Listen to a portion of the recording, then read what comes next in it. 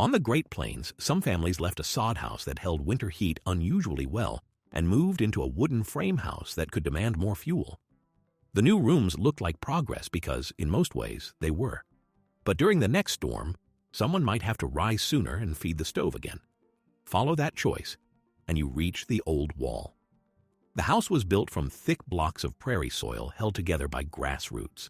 Builders laid the blocks in crossing courses until the wall was often about 2 feet thick. At a window, you could see that depth as a short tunnel through the earth. The stove supplied the heat, but the wall controlled how quickly the storm could take it away. The storm would reveal what that distance was worth. If you judged only from outside, sod looked rough and temporary. Purchased lumber looked dry, orderly, and permanent.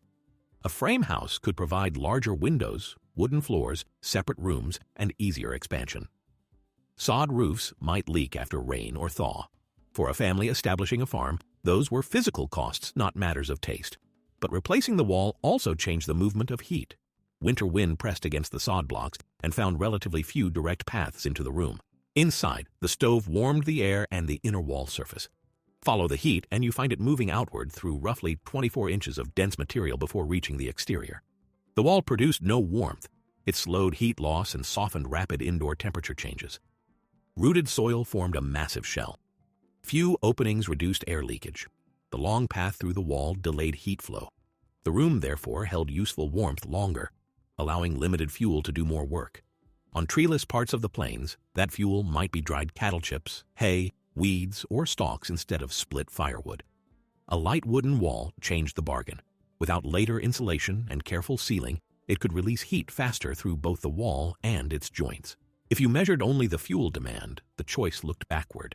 The family was not choosing cold. It was choosing functions the sod house could not provide as easily.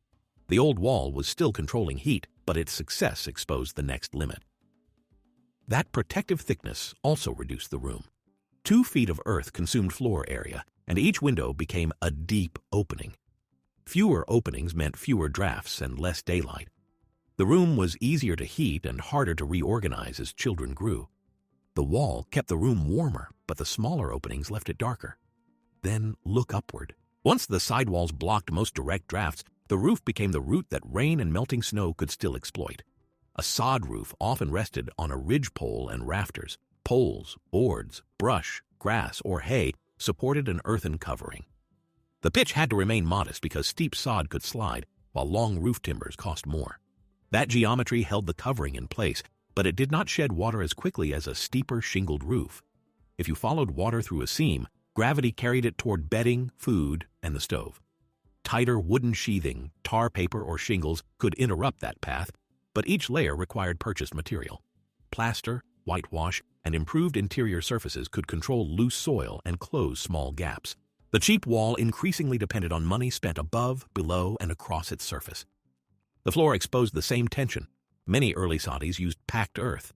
It supported beds, storage, cooking, and constant foot traffic, but it did not separate household work from the ground as a raised wooden floor could.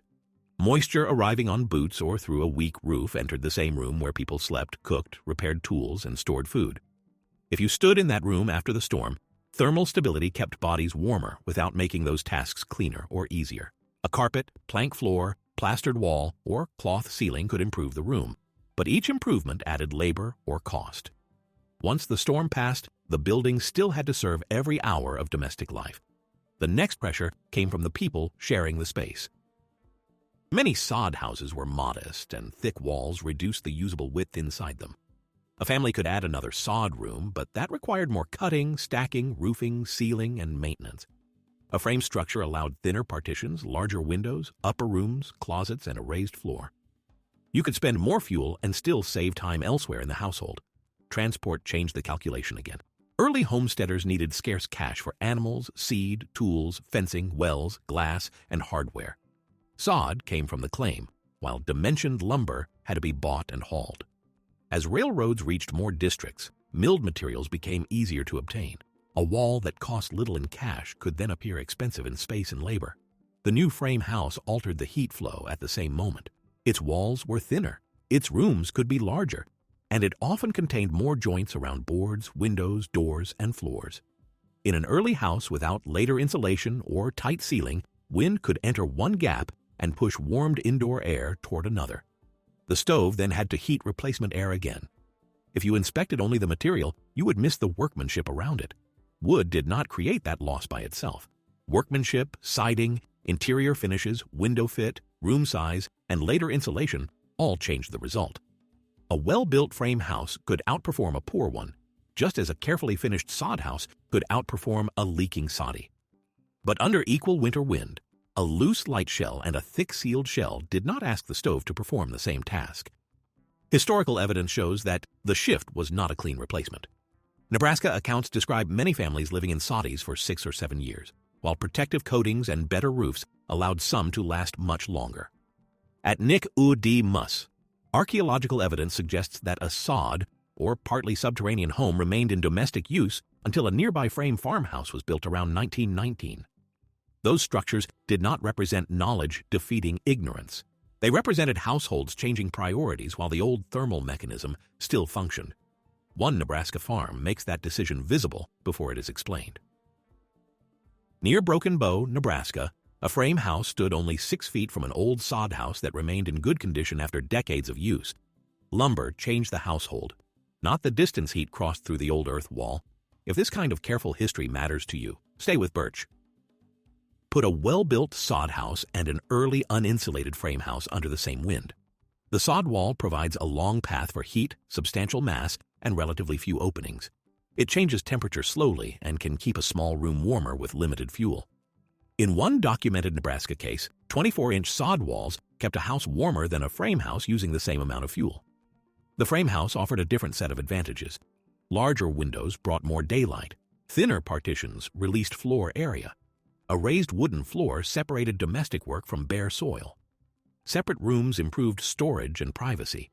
A steeper roof and replaceable exterior boards could make water easier to direct away from living surfaces. Those gains were real even when you measured them against a stove that required more attention. Moisture changed the comparison from season to season. Sod protected by stucco, whitewash, siding, or a sound roof could remain serviceable for years. Exposed earth and leaking roofs demanded repair. Frame construction also needed paint, roofing, and weatherproofing, but damaged boards and shingles could be isolated and replaced without rebuilding a massive wall. Fire shifted it again. Thick earth walls resisted prairie fire better than exposed wooden walls, although roof timbers, doors, furniture, and stored goods could still burn. A frame dwelling placed more combustible material in the shell.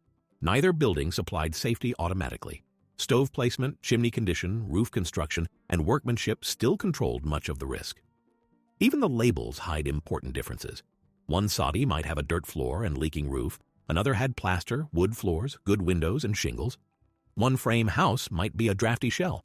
Another had tight siding, finished interior walls, and later insulation. You cannot predict the indoor result from the wall material alone.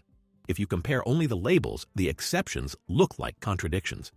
That variation explains why no single replacement date fits the Great Plains. Some settlers moved into frame houses quickly. Others kept sod homes for years, enlarged them, added purchased finishes, or continued using sod for other farm buildings.